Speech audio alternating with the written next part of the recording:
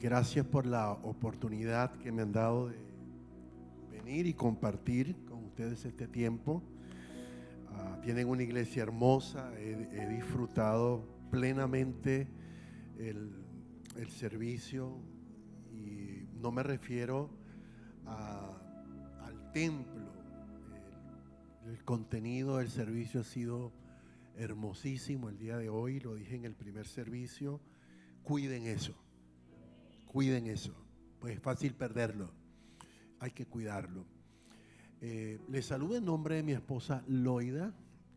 Tengo 2 hijas, casado por 38 años. Si ella estuviera aquí diría 39, porque siempre me quita uno, me pone, pero son 38. Pastoreamos en Venezuela, una iglesia hermosa en la ciudad capital. Dirigimos una red de iglesia de 37 iglesias fundadas por nosotros, más unas 30 iglesias afiliadas. Y bueno, gracias al Señor estamos en un país hermoso. Soy de los venezolanos que digo que Venezuela está en el mejor momento para experimentar la gloria del Señor. Porque donde abunda el pecado, la gracia sobreabunda. Y sé que el Señor nos tiene en ese país con un propósito precioso. Estamos haciendo un trabajo en el área social bien tremendo, dándole comida al necesitado. Hacemos jornadas de alimentación más o menos cada 15 días. Hemos tenido jornadas donde hemos ido a comunidades a repartir 5,000 platos de comida y todavía se nos termina, y tenemos filas de 1,500 personas a las que no les podemos dar nada. Pero eso nos ha motivado a hacer de esto una misión en nuestro trabajo como ministerio en el país. Actualmente estamos construyendo un colegio que esperamos que sea de gran bendición también para la comunidad. Y bueno, yo estoy emocionado, apasionado por mi país, y pido al Señor, a los venezolanos que están aquí, no dejen de orar por su tierra. Bueno, con relación a la arepa, solo quiero decir que la venezolana que enseñó a la colombiana a hacer la arepa que me comí hoy hizo un buen trabajo, extraordinario.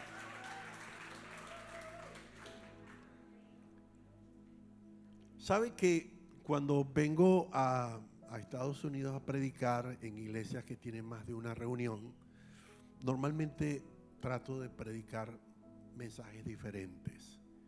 Hoy siento en mi corazón hablarles el mismo tema que hablé esta mañana. La única diferencia es que para este momento lo traigo en 2 modalidades. Traigo el corto y el largo. El largo lo predico cuando la gente está muy seria, muy hermética, muy rígida, le cuesta adorar al Señor. Entonces comienzo por ahí 1 hora, hora y media, 2 horas. Ya como a las 2 horas y media la gente comienza a relajarse y a decir gloria a Dios y amén. Entonces, bueno, el corto lo predico cuando la gente esté emocionada, que aplaude, que dice aleluya. Ya sé que quieren el corto. Ok, vamos con el corto.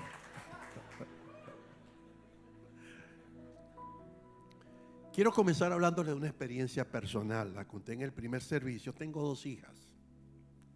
Mi hija menor es la pastora de alabanza de nuestra iglesia. Mi hija mayor es mi pastora asociada, y ella trabaja con las nuevas generaciones. Esa es su pasión. Cuando me habló de eso me dijo: papá, yo quiero predicarle a la generación que no ha nacido, cosa que no entendí y que luego ella tuvo que explicarme. Pero cuando vi el acto profético de los pastores hoy, eso me ministró mucho, y decía: Señor, ¿cuánto yo hubiese dado por haber tenido unos pastores en mi momento de ser padre de niñas que me pudieran modelar algo como lo que vi el día de hoy? Mi hija mayor, Jexy, siempre fue una niña muy independiente, muy suelta, pero también muy ensimismada. Ella es una niña, siempre fue una niña flaquitita, verla de frente o de lado daba lo mismo. Y claro, verla tan menudita siempre me generó hacia ella como una ternura muy singular. a medida cuando mis hijas tocaron los 12 años, que comenzó esa etapa de la búsqueda de identidad, de la rebeldía de los niños y todo eso, no tenía las herramientas para manejar eso. Ya era pastor con mi esposa y nos pasó ese fenómeno que le pasó a la parábola de la dracma perdida. La dracma se perdió dentro de la casa. A veces nuestros hijos se nos pierden dentro de la iglesia. Y llegó un momento que mi hija entró en un proceso de rebeldía tan tremenda que tenía 16 años y mi esposa, hablando una noche, le digo, esto no puede continuar así, esta casa tiene unas normas, tiene unas reglas y si ella quiere vivir a su manera, no puede ser aquí. Así que hoy se termina esto. Y mi esposa me dice, Joel, cuidado con lo que vas a hacer, cuidado con lo que vas a decir. Y yo, bueno, reuní a mi hija y le dije, tal cual, esta casa tiene sus normas, aquí los que ponen las reglas somos nosotros y si usted quiere vivir como le da la gana, se tiene entonces que ir a otro lugar. Claro, en mi mente nunca imaginé que esa flaquitica diminuta, que daba igual verla de frente que de lado, me iba a decir, ok, te tomo la palabra, me voy. Y eso fue lo que me dijo. Claro, una vez que me dijo eso, yo no hallaba cómo recogerla. Y solamente miré a mi esposa, que es así, y de repente creció como Goliat y me miró con aquellos ojos como diciéndome, metiste en la pata. Pero bueno, mi hija se fue. Durante 8 meses estuvo fuera de casa. No se puede imaginar cuántas noches lloramos y cuántos meses peleamos. Discutíamos casi que todos los días por el tema de nuestra hija y ella me decía, cometiste un error y no tenías que haberlo hecho de esa manera. Y obviamente no puedo negarte que me sentí muy mal. Pero un día, ya 4 meses pasados, le dije a mi esposa, en esta casa no vamos a pelear más por este tema. A partir de ahora nos vamos a ir de rodillas delante de Dios y vamos a reclamar el destino profético de nuestra hija. Por eso cuando escuché al pastor diciéndole a Natán, tú eres un profeta, tú eres un profeta, eso fue lo que yo tomé y comencé a declararle a mi hija su destino profético en el nombre del Señor. Cada día dejamos de discutir y nos unimos en oración, activamos el poder del acuerdo y pasaron 4 meses más. Un día mi hija llamó a casa y me dijo, papi, necesito hablar contigo. No la cité en casa, la cité en un café. Y allí hablamos y me dijo, quiero regresar a casa. Allí ya no con la soberbia y la arrogancia de cuando le dije, tienes que salir de aquí, sino diciéndole, hija, esa es tu casa, somos tu familia. Y lo que hemos construido en nuestra vida es para ti y para tu hermana, pero las normas no han cambiado. Las reglas siguen siendo las mismas. Si quieres regresar, tienes que saberlo. Y ese día me dijo, no papá, Dios trató conmigo. Y yo sé que ese Dios trató conmigo tenía que ver con nuestro tiempo de oración en la presencia del Señor. Mi hija regresó, se enamoró de Jesús como una fanática. Ahora me da miedo. Ahora me da miedo. Mi hija estudia en el seminario, estudia hebreo, estudia griego, estudia inglés, estudia japonés, está sacando otra carrera, está metida en misiones, en el trabajo con las nuevas generaciones, da conferencias por diferentes lugares. Y a veces le digo a mi esposa, estoy preocupado por Jexy. Eso solo lo puede hacer Dios. Por eso, el destino de tus hijos está en tus manos. No dejes que se te vaya.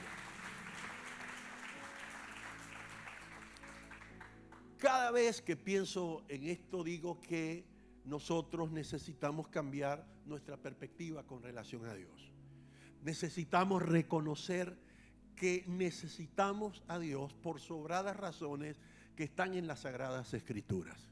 Sobradas. Necesitamos de Dios porque es nuestro proveedor, es nuestro sanador, es nuestra paz, es nuestro libertador, nuestra roca, nuestra esperanza. Y la lista podría continuar y continuar y continuar y me cansaría de decirle por cuántas razones necesitamos de Dios. Lo importante es que tú y yo entendamos y asimilemos que ciertamente necesitamos del Señor.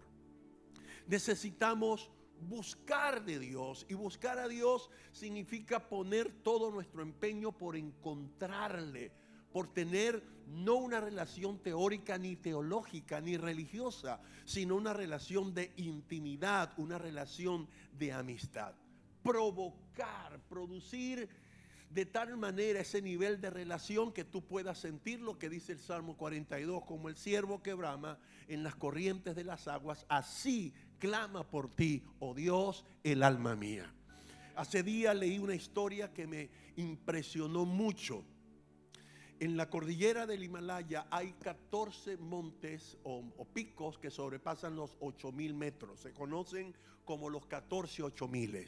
La primera persona que logró escalar los 14 8.000 fue un italiano llamado Reinaldo Messenger. Le tomó 16 años de su vida cumplir esa hazaña. Solamente para escalar uno se preparaba durante 4 a 6 meses para escalar uno, pero en 16 años lo logró. Lo interesante es que lo único que usted va a encontrar registrado en los récords son nombres de canadienses, norteamericanos, australianos y europeos. Todas estas personas cuyos nombres brillan en récord de escalada a estos picos, todos lograron esa hazaña con la ayuda de unos personajes conocidos como los Sherpas, que son nativos del Himalaya. Tienen unas condiciones físicas extraordinarias, parecen superdotados, superhumanos.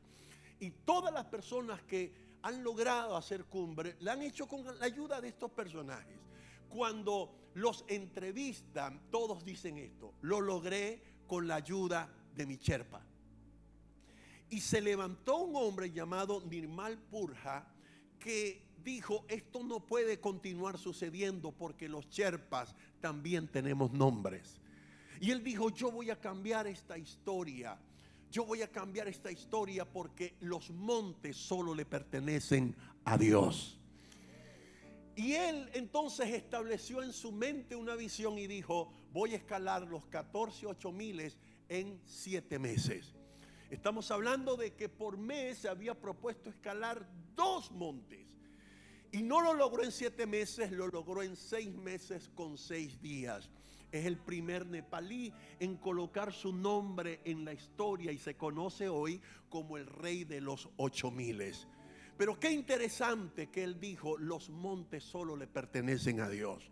Los retos, los grandes desafíos solamente le pertenecen a Dios. Y Dios anda buscando a provocadores que digan: yo puedo. En su nombre yo puedo. Con Dios todo lo puedo. No es fácil lograrlo, porque hay que romper un paradigma que hemos tenido por años en nuestra cabeza. Por años nos enseñaron a ser buscadores y no provocadores. Llegamos a la cultura cristiana y nos encontramos con 2 grandes paradigmas: el paradigma de la subjetividad y el paradigma de la objetividad. En el paradigma de la subjetividad nos dijeron: si tú lloras, danzas, brincas, te caes al piso, hablas en lengua, Dios está en la iglesia. Y eso generó iglesias sensacionalistas, pero también generó una enorme frustración y una enorme culpa en las personas que cuando les tocaba atravesar desiertos espirituales donde venían a la misma iglesia, se cantaban las mismas canciones, experimentaban el mismo mover, pero no lloraron, no hablaron en lengua, no se cayeron al piso, no les pasó absolutamente nada. La gente se llenaba de culpa y decía: estoy mal. Y cuando le preguntabas por qué, la gente decía: porque hoy no lloré, porque hoy no hablé lenguas, porque no me caí al piso, porque no dancé. ¿De dónde salió eso? ¿De dónde lo sacamos?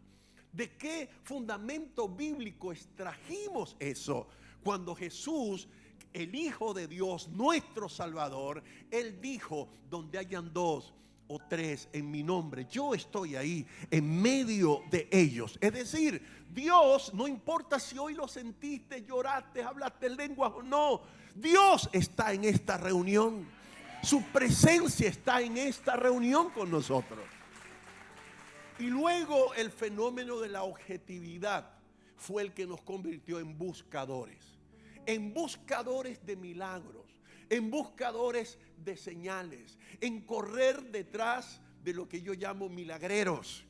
Y eso provocó algo que explotó como el gran culto a la personalidad, donde emergieron figuras que al principio sencillamente ellos eran canales de Dios para que la unción operara milagros, pero luego el mismo endiosamiento de las personas fue dañando el corazón de hombres y mujeres usados por el Señor, y se olvidaron que eran canales. Y nosotros olvidamos que no hay que buscar milagros, sino a quien provoca los milagros, al que hace los milagros. Y el que hace los milagros no está en otro país, ni está en otra ciudad, ni está en otra iglesia. El que hace los milagros está aquí el día de hoy. Tú lo conoces. Él hace templo y morada en tu corazón. Puedes invocarlo en el día de la angustia y Él te escucha. Puedes invocarle en el día de la abundancia y Él te escucha. Puedes invocarle en la montaña, en el desierto, en el valle donde te encuentres, y Él te escucha, porque Él ha dicho en su promesa: clama a mí y yo te responderé. Entonces el buscador tiene ciertas limitaciones. El provocador le ha sido revelado en su espíritu que Dios no está sometido ni a tiempo ni a espacio, y tampoco está condicionado únicamente a personas exclusivas.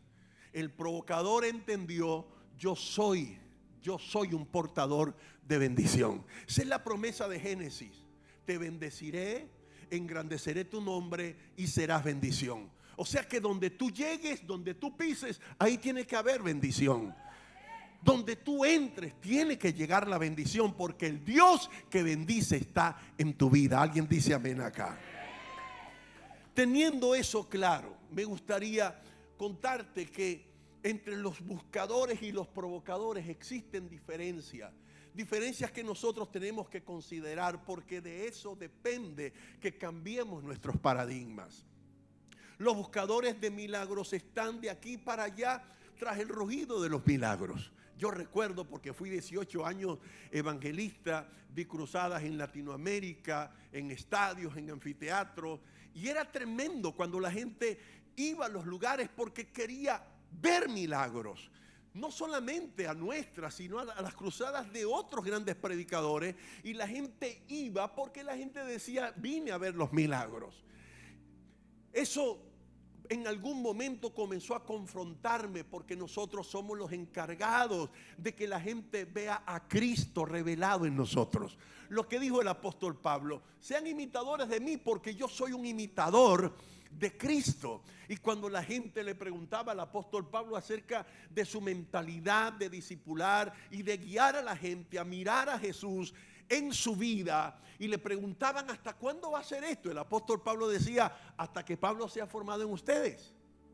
No, él dijo: hasta que Cristo sea formado en el corazón de cada uno de ustedes. La tenía clara. Los provocadores no tienen esa mentalidad. Los provocadores saben que Dios, el Dios al que sirven, no está limitado a la exclusividad de alguna persona ni de algún lugar. Ellos saben que donde ellos se encuentren pueden ver la gloria del Señor.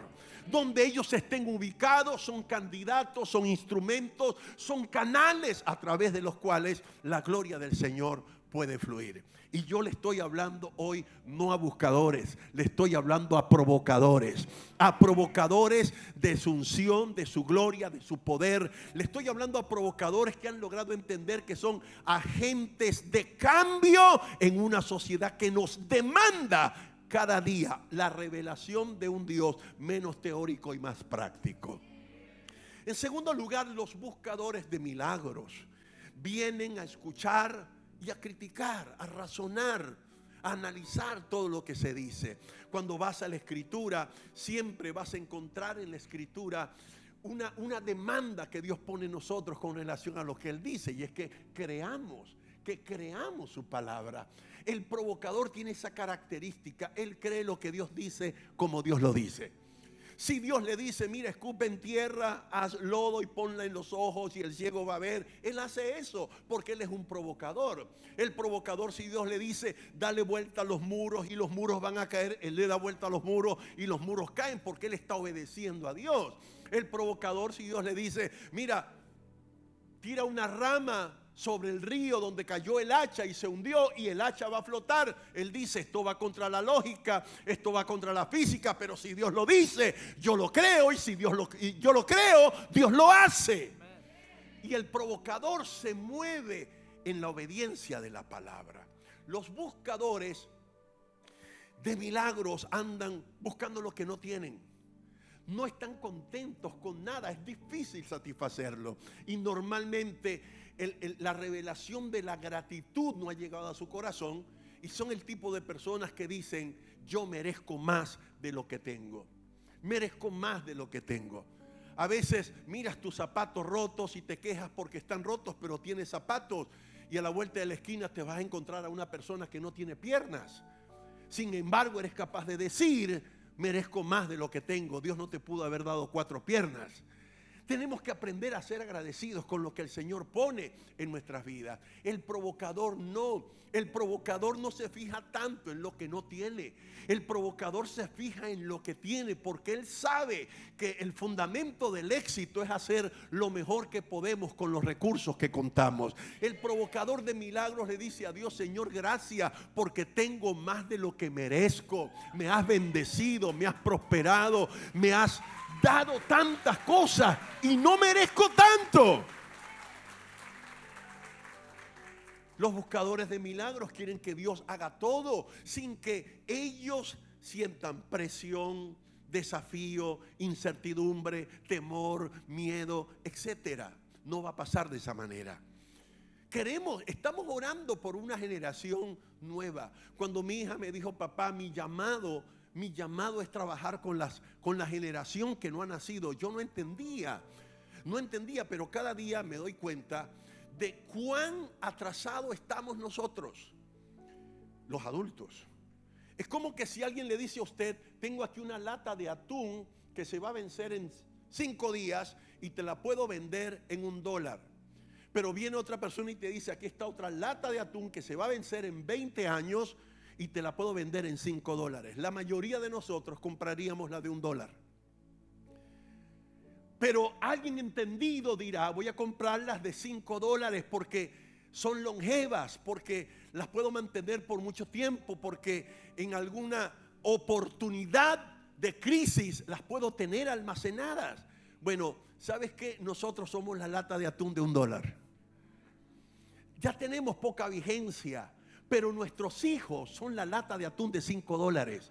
El presente y el futuro de la iglesia está en la generación de nuestros niños. El presente y futuro de la iglesia está sobre nuestros hijos. Nosotros somos el trampolín, nosotros somos la base que va a edificar y que va a abrir el camino para que ellos hagan cosas que nosotros ni soñamos todavía que se pueden hacer. Por esa generación hay que batallar, por esa generación hay que pelear, por esa generación hay que guerrear. Y creemos que ellos van a llegar a ser predicadores, pastores, líderes, profetas, maestros, empresarios. Creemos que van a llegar a ser emprendedores, científicos, gobernantes, presidentes. Pero el diablo también lo sabe. El diablo conoce el destino profético de tus hijos. El diablo sabe para dónde van. El diablo conoce el potencial que está contenido en ellos y hará todo lo posible por dañarlo. Por eso Satanás ha tomado esos grandes puentes de conexión con nuestra generación infante y joven para distorsionar su identidad y su diseño. Si te das cuenta, ha tomado el mundo del entretenimiento, la música, el cine, la televisión para afectar lo que ellos ven. Y una imagen que tú ves más de 50 veces llega a lograr confundirte y llega a hacerte creer que es cierto, aunque sea mentira. Cuando estamos viendo cómo en las películas de Disney y en las series, antes era un escándalo ver algo distorsionado en cuanto a moralidad. Hoy no es así. Hoy cuando nuestros hijos van a la escuela y le hacen la pregunta, Pedro tiene mamá y papá, Pedro tiene papá y papá, Pedro tiene mamá y mamá, ¿cuál es la respuesta correcta? Si dicen papá y mamá, el niño puede ser aplazado. Y entonces le dicen la respuesta correcta es todas las anteriores. No es todas las anteriores. No importa quién defiende el postulado, no importa quién lo haya inventado, no importa qué intereses esté persiguiendo, el diseño correcto siempre será el de Dios para nuestros hijos. Pero el diablo dice, si yo logro atrapar el entretenimiento, la educación, la política, las leyes, voy a lograr afectar a esa generación sobre la cual depende el futuro del reino. ¿Quiénes tienen que pelear por eso? Nosotros. Nadie lo hará por nosotros. El diablo la tiene casada con tus hijos. El diablo la tiene casada con esa generación de relevo.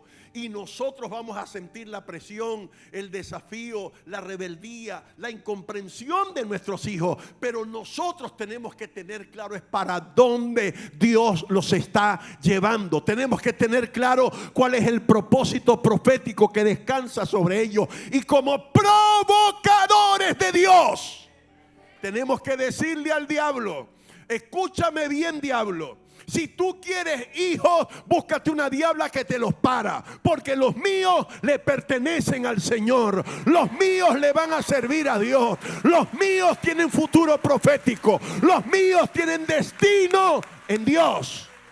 Y eso los vamos a pelear. El provocador no le teme a nada, no se rinde ante nada y siempre está creando alternativas para que Dios se glorifique. Cuando logramos entender que necesitamos a Dios, entonces queremos provocar todo lo de Dios en nuestra vida. Y allí entonces es donde yo he categorizado esto de la presencia hasta la gloria. Porque presencia, unción, poder y gloria no son sinónimos. Son palabras que describen determinadas manifestaciones de Dios cuando en lo personal y lo que he ido entendiendo de la palabra, yo hablo de la presencia de Dios, estoy hablando de su compañía conmigo. Yo no necesito sentirlo para saber que Él está conmigo. Es una verdad absoluta, Dios está conmigo. Desde que salgo de mi casa, cuando voy a mi oficina, cuando estoy atravesando un momento de prueba, de enfermedad, Dios está conmigo. Eso no lo cuestiono, eso no lo dudo. Aunque el diablo quiera que lo dude, no lo puedo dudar. Es una verdad absoluta en mi vida, no un paradigma. Es una verdad que gobierna mi intelecto, que gobierna mi estilo de vida. Natán no necesita sentir a su papá Pedro al lado para saber que tiene un padre que lo ama, para saber que tiene un padre que lo apoya. Para él, tengo un padre que me ama y punto. Papá está. Eso es presencia. Poder entonces es esa presencia de Dios obrando en mi vida. Y es allí cuando mis emociones se tocan.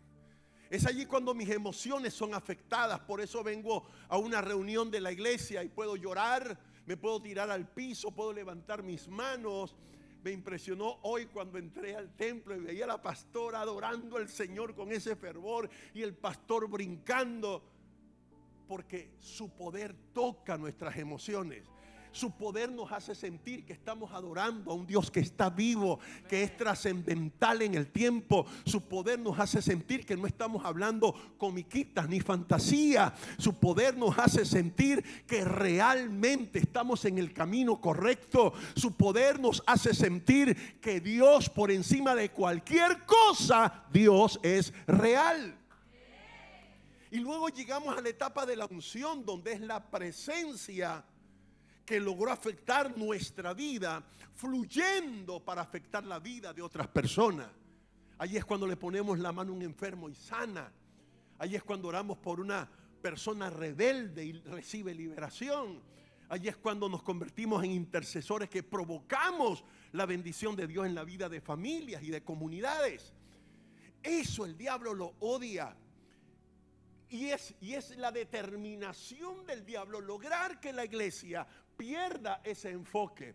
Si usted se pone a ver, una de las cosas que está desapareciendo paulatinamente de nuestras iglesias pentecostales, bautistas, hable de la denominación que usted quiera, es la pasión por la oración. Y se están usando sofismas que son verdades supuestas, pero que llevan a errores, de cosas como: ¿para qué vamos a orar si Dios sabe lo que necesitamos? ¿Para qué vamos a orar si Dios lo sabe todo?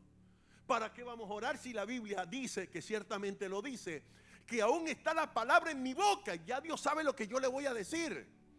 Es que cuando yo oro, yo no vengo a traerle una primicia a Dios. Cuando yo voy a la oración, no vengo a decirle a Dios algo que Él no sepa. Ciertamente Él lo sabe. Ciertamente sabe dónde me encuentro, qué estoy pasando.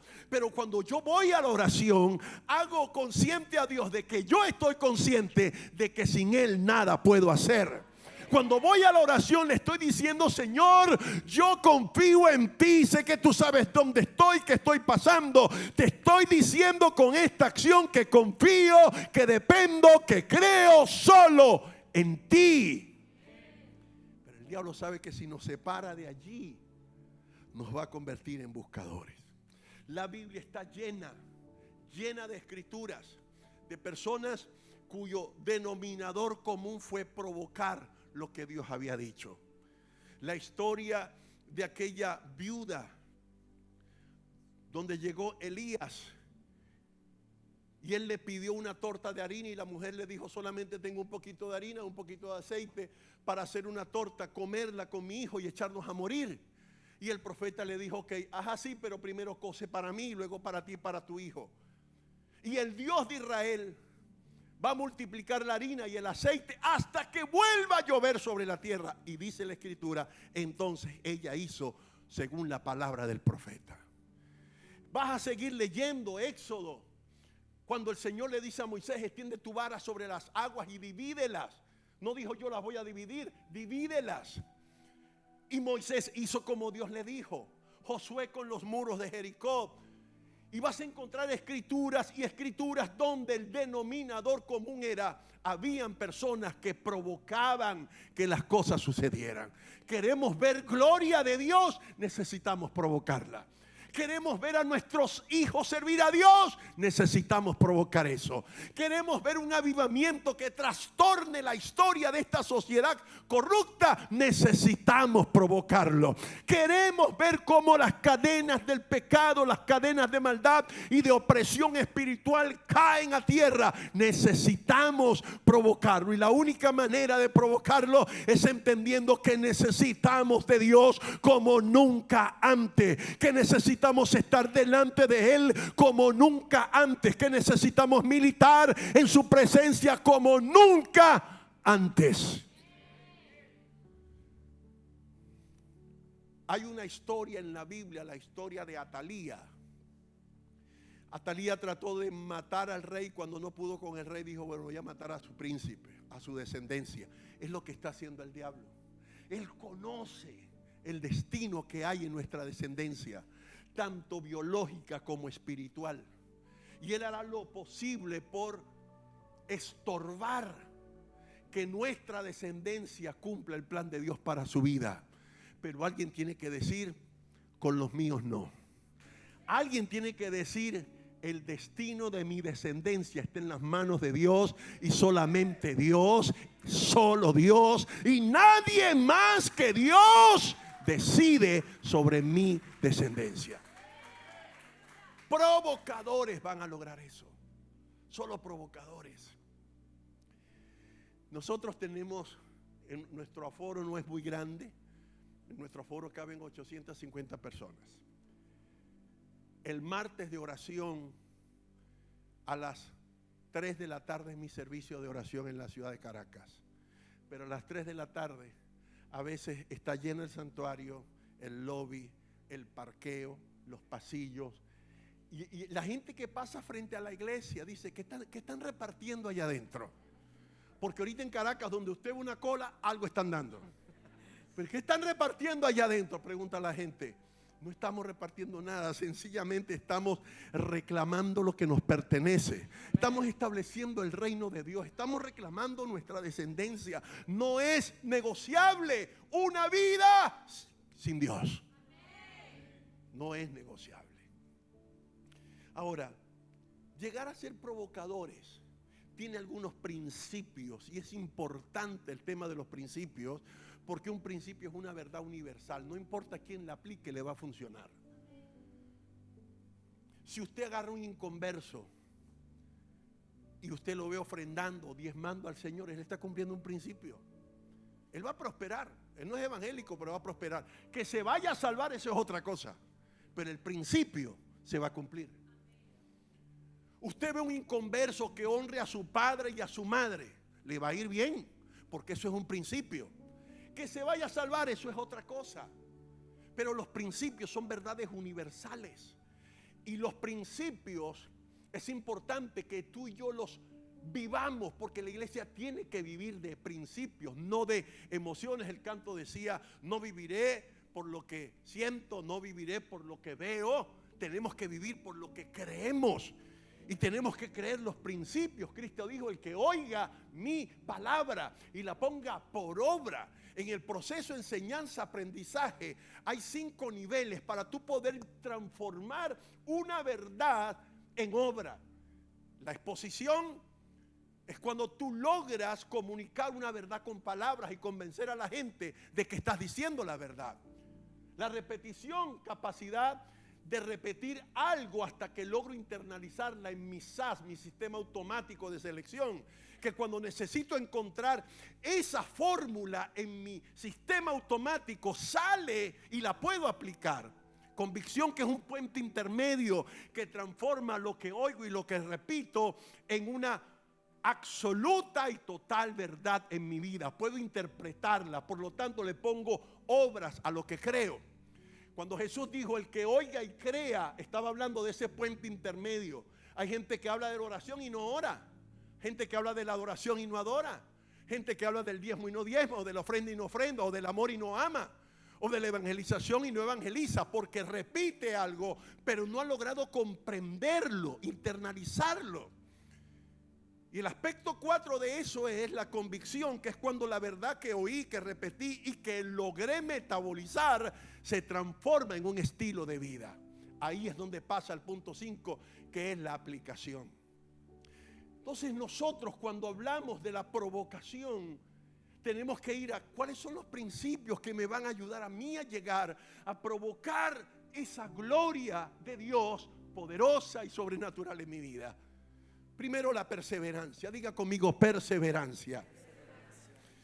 Vas a leer en la escritura que cuando Jacob huía de su hermano Esaú, Jacob salió sin nada, solo a un desierto. Solo, sin nada y a un desierto. Y en ese desierto Dios se le revela porque tenía un propósito con él. Y en una de esas experiencias maravillosas que tuvo, se le aparece un ángel. Y dice la escritura que él batalló con ese ángel hasta que rayaba el alba. Y el ángel le dijo, mira, suéltame porque raya el alba. Y él le dijo, no te soltaré hasta que no me bendigas. Así son los provocadores.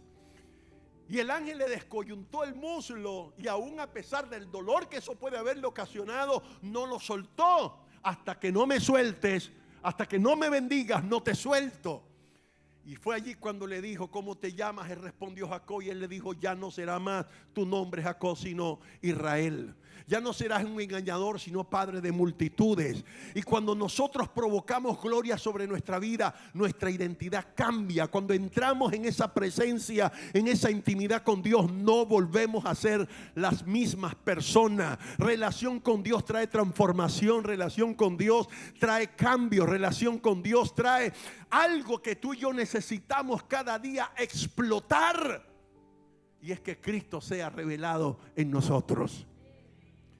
La perseverancia es importante. No te puedes conformar solamente con que lo intenté. No, señores, los provocadores no intentamos. Los provocadores hacemos.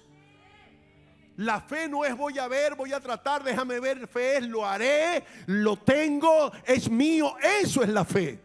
De otra manera, sería esperanza, de otra manera sería posibilidad, pero no sería fe. Fe es certeza.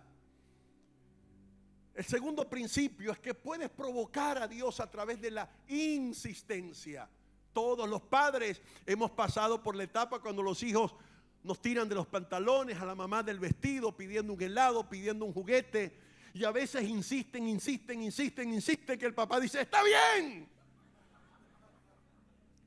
Y se lo da no porque se lo quiera dar, sino porque fue tan insistente que se lo entregó. Pues la Biblia habla de un juez que no le temía a Dios, que no respetaba a hombre, y que una mujer vino 1, 2, 3, 4, 5, 10, no sé cuántas veces a decirle hazme justicia.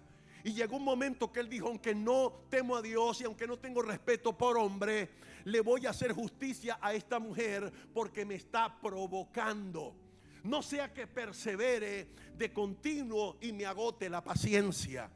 Cuando queremos provocar a Dios somos insistentes. Los avivamientos no se dan de la noche a la mañana. La provocación es sistemática. La provocación es gradual. Los niveles van subiendo. Ahí está la palabra aquella de Isaías, de aquel varón que se metió en el agua hasta que le llegó a los tobillos, y luego hasta las rodillas, y luego hasta la cintura, luego hasta acá. Hay que provocarlo. Es sistemático, no es de la noche a la mañana, pero si logramos insistir, vamos a ver su gloria. ¿Alguien puede decir amén acá? Provocamos a Dios por la obediencia. Nada sustituye a la obediencia. Absolutamente nada. La gente quiere sustituir la obediencia por lo que hace, por el talento, pero no por el carácter. Nada sustituye la obediencia. Cuando tienes obediencia significa que has desarrollado carácter. En ese momento Dios nos puede llevar a donde Él quiera. Vea la historia de la iglesia solamente. Ministerios multitudinarios que una vez que llegaron a ser multitudinarios, de repente, así como subieron, bajaron. Y la pregunta es, ¿qué pasó? ¿Qué pasó? Carácter, carácter.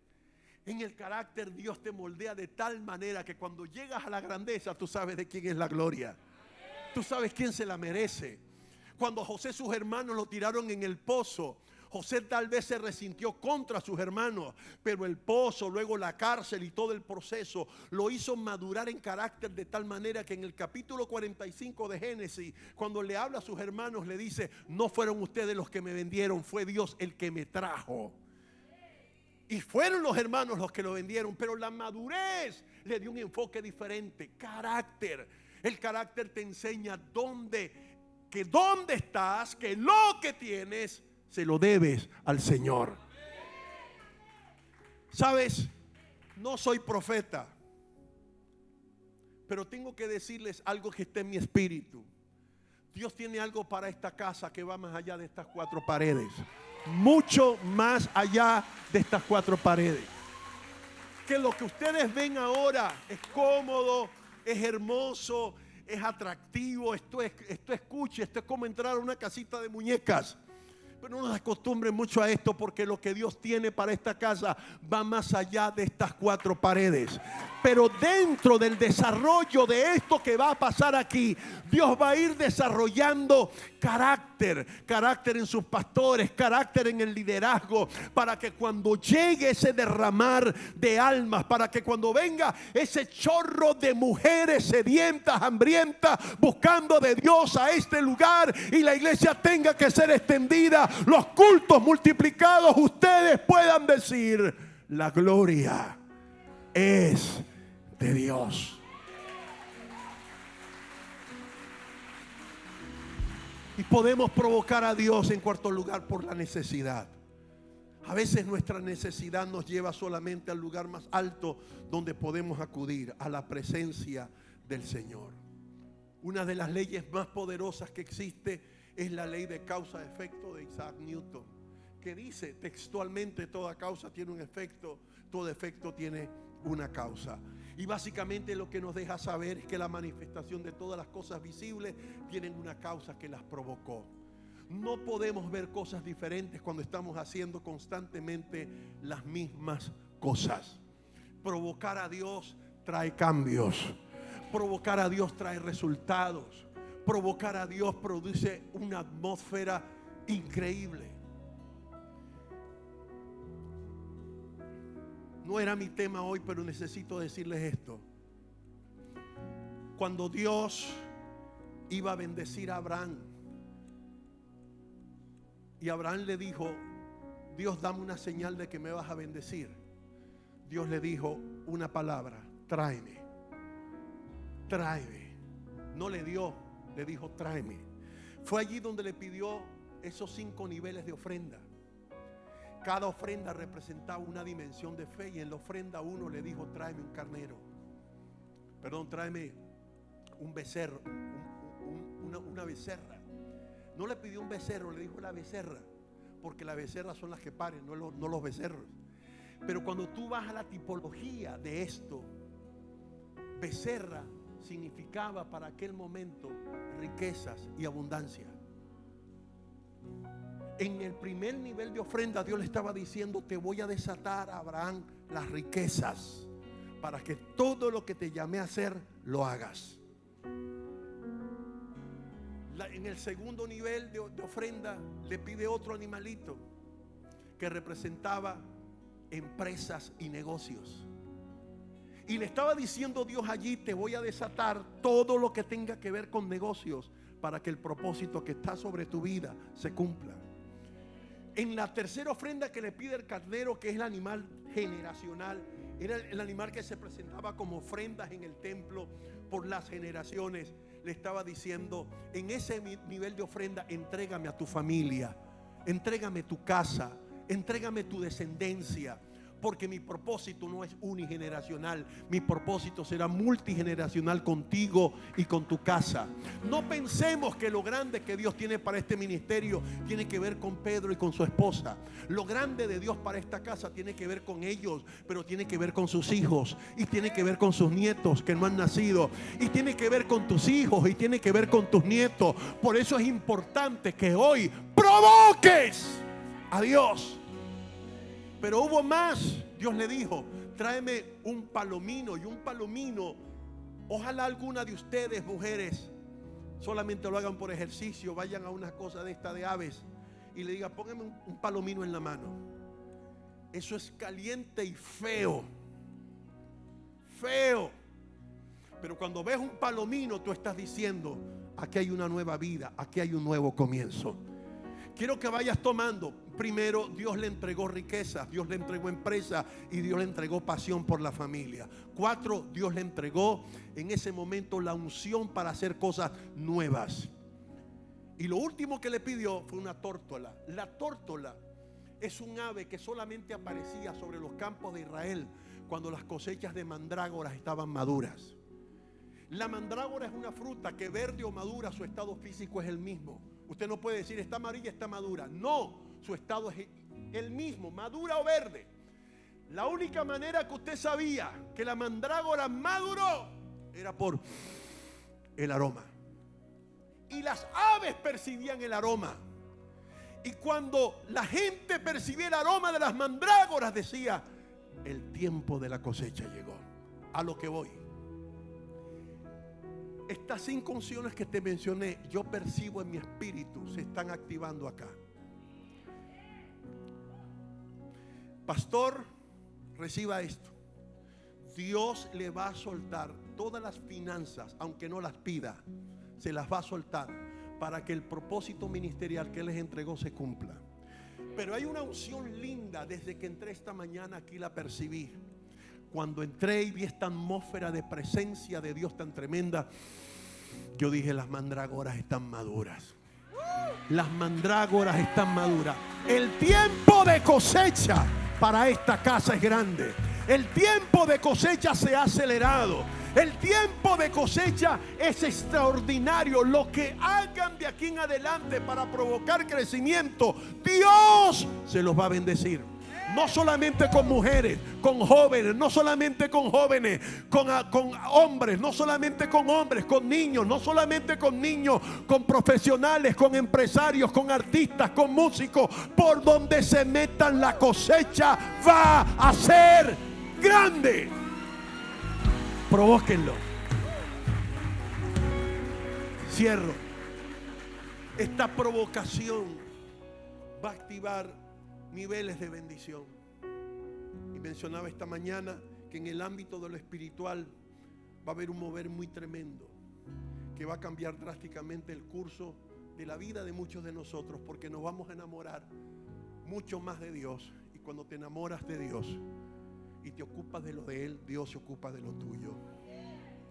El Señor me mostraba en esta área tan tremenda de lo espiritual, embarazos en hombres. Y lo que el Señor me mostraba era: el sacerdocio perdido va a ser recuperado. Normalmente usted ve en las casas que son las mujeres las que dicen: hay que orar, hay que ayunar, hay que hacerle el altar familiar, mira que da el ejemplo al muchacho, mira que levántate temprano. Eso va a cambiar. El sacerdocio del hombre se va a restaurar. Hombres van a ser embarazados en este provocar. Ese sacerdocio va a ser recuperado y va a comenzar por modelaje, porque nuestros hijos, aunque aprendan lo que le decimos, solamente imitan lo que le modelamos. Y cierro con esto. Sobre las mujeres, este provocar de ir a Dios va a generar algo muy fuerte. Yo no sé si usted lo está creyendo, pero el ministerio de la mujer va a entrar en un área de fluir de intercesión, donde a algunas de ustedes les va a pasar como cuando usted ve esos cuadros de 3 dimensiones que son puros puntitos, que usted fija la mirada y no ve nada, y alguien le dice: mira, allá hay un florero, mira, allá hay un delfín, y usted lo que ve son puros puntos. Pero cuando te concentras, llega un momento que entras y logras ver la figura. Va a venir una unción sobre las mujeres, que Dios te va a dar una visión espiritual 2020, que vas a ver como en rayos X el mundo espiritual. Es allí donde el diablo no quiere que lleguemos. Es lo que el diablo quiere evitarnos, porque él sabe que la mujer por naturaleza es intercesora. Él sabe que la mujer por naturaleza es apasionada. Él sabe que la mujer por naturaleza es guerrera. Él sabe que la mujer por naturaleza nada la detiene. Cuando se le mete algo en la cabeza del Señor, ella va y va hasta que lo alcanza. El diablo quiere detener eso, pero ¿sabes qué? Este va a ser un tiempo donde esta provocación de las mujeres en el Señor va a desatar esa unción, y de repente tú vas a comenzar a sentir la necesidad de orar, y a veces ni siquiera la vas a sentir. Dios te va a despertar a las 3, 4 de la mañana, se te va a ir el sueño, vas a sentir el deseo de ayunar, de orar, de interceder, de guerrear, y verás cómo cosas van a comenzar a cambiar. Y en la mujer se va a levantar un elevado nivel de honra en este tiempo. Normalmente en las iglesias, en la mayoría de las iglesias, el pacto de honra no se hace con la familia, se hace con el pastor. La gente honra al pastor, la gente obedece al pastor, la gente se somete al pastor. Pero en esta dimensión que el Señor, en esta provocación que nosotros vamos a causar a causa de nuestra necesidad de Dios, se van a levantar un ejército de mujeres con un nivel de honra muy elevado, de honra a sus autoridades. Y eso va a comenzar porque Dios va a comenzar a sanar corazones heridos. Mujeres que fueron abandonadas, mujeres que fueron maltratadas, y cuando fuiste maltratada y cuando fuiste abandonada, sencillamente hubo en ti un trauma que se quedó en tu inconsciente de rebeldía hacia la autoridad, de desconocimiento a la autoridad. Y a veces nuestras iglesias se nos llenan de gente herida, y mujeres abandonadas tienen prohibiciones emocionales para amar, para honrar y para obedecer. Hombres abandonados y maltratados tienen prohibiciones para comunicar afectos. Te lo digo con experiencia. Cuando yo terminé mi carrera de psicología, estudié psicología por una sola razón, porque yo le contaba a la pastora: yo soy un hijo de 12 hermanos de 5 cosechas diferentes. O sea, la misma mamá, 5 padres diferentes. Y yo no entendía, nunca entendí por qué papá nos abandonó, nunca entendí por qué tantos fracasos en la vida de mamá. Y yo crecí sin la figura de un papá. Yo crecí sin tener un papá cerca que me abrazara, que me diera contención emocional cuando veía el pastor aquí abrazando a su hijo. Cada vez que veo una escena de eso me estremece. Un padre que abraza a su hijo, que lo besa, que lo tiene en el regazo, que lo impulsa, que les desata una palabra. Yo digo, wow, Señor, para quien lo tiene quizás no signifique nada. Para quienes no lo tuvimos decimos, wow, Señor, si lo hubiese tenido. Pero quiero que sepas que cuando me hice padre, esa carencia que yo traía de mi infancia me generó una provisión para comunicar afecto. Que aunque tú quieras abrazar, no sabes cómo se abraza. Que aunque quieras decir te amo, no sabes cómo decirlo. Que aunque quieras traer a tu hijo al regazo, no sabes cómo hacerlo. Y tuve que ir a Jesús, tuve que ir a Cristo y decirle, Señor, tienes que enseñarme a amar. Quiero provocar tu amor en mi vida, sobre todo porque tengo 2 mujeres que van a necesitar que las ame, que van a necesitar que las contenga, que van a necesitar que las abrace, que van a necesitar escuchar de mí todo lo que no quiero que escuchen de otros, que las impresione. Y el Señor lo hizo. Dios destruyó esa fortaleza. Por eso te puedo decir que el Señor va a hacer eso en ti, mujer. El Señor va a romper eso, ese derecho legal que el diablo creía que tenía. Se rompe en el nombre poderoso de Jesús. Y Dios te va a dar el diseño correcto para que ames, para que honres y para que comuniques lo que Dios tiene dentro de ti. Este es el tiempo donde Dios dice, no quiero buscadores, no quiero buscadoras, quiero provocadores. Que dependan de mí, que confíen en mí, que se sometan a mí, que vivan para mí. Y el día de hoy yo quiero orar por los provocadores. Y quisiera pedirte que te pongas de pie, que con todo el respeto me permitas hacer una oración. Quiero pedirte que cierres tus ojos y siento en mi espíritu desatar una palabra sobre las mujeres. Mujeres que están aquí, que de alguna manera se identificaron con esto que dije. Allí donde estás, pon tu mano en tu corazón, sencillamente haz eso. Pon tu mano en tu corazón. Hombres que están aquí, que quizás como yo tienen esas prohibiciones, pon tu mano en tu corazón. Dios te va a liberar en este momento. La unción de Dios te va a tocar. La relación con tus hijos va a cambiar. La relación con tu familia va a cambiar, porque tú lo vas a provocar. Gracias, Señor. Gracias, Señor. Gracias, Señor. ¿Qué tal si le regalamos un minutito al Espíritu Santo para que Él trabaje? Rompe, Señor, todas esas estructuras distorsionadas. Te pido en el nombre de Jesús, Espíritu Santo, tú que moras en nosotros, vea esas habitaciones cerradas de nuestro corazón, donde están esas heridas profundas del alma, donde están esos rechazos, donde están esos maltratos, donde están esos abandonos. Entra allí, Señor, y trae sanidad, Señor.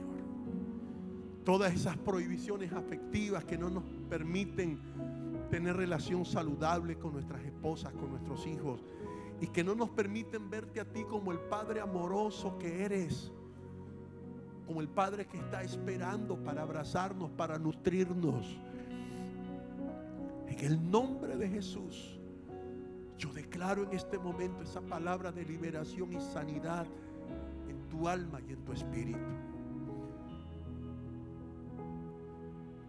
Oro, Señor, en este momento declarando en tu nombre que nos das una pasión desenfrenada por tu presencia, que nos enseñas a confiar y a depender de ti, Señor, como de nadie más. Que podamos reproducir para otros el amor que tú pones en nosotros. En el nombre de Jesús. Levanta tus manos allí, adora al Señor por un momento. Si los chicos nos pueden. Más fuerte que el dolor, en todo tiempo, adoro su nombre. Adora a tu Señor allí. Es más grande,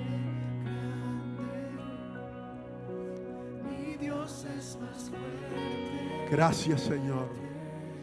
Desate esa unción de provocación en este lugar.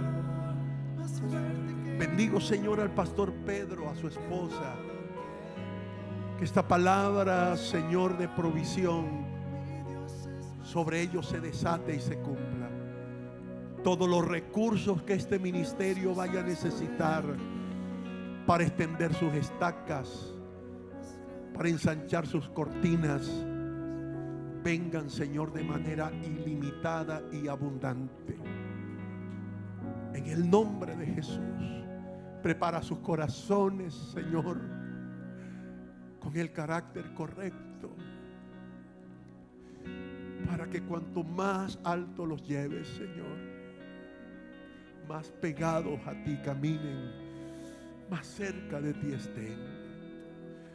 Prepara la iglesia, Señor, para esa cosecha abundante que veo en mi espíritu que viene.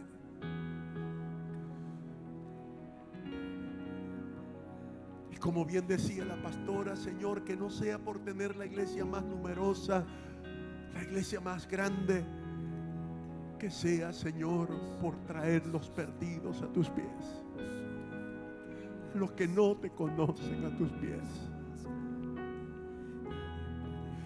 Que la unción de tu amor perfecto, Señor, fluya en este lugar, trayendo unidad, trayendo santidad y trayendo pasión por servirte. En el nombre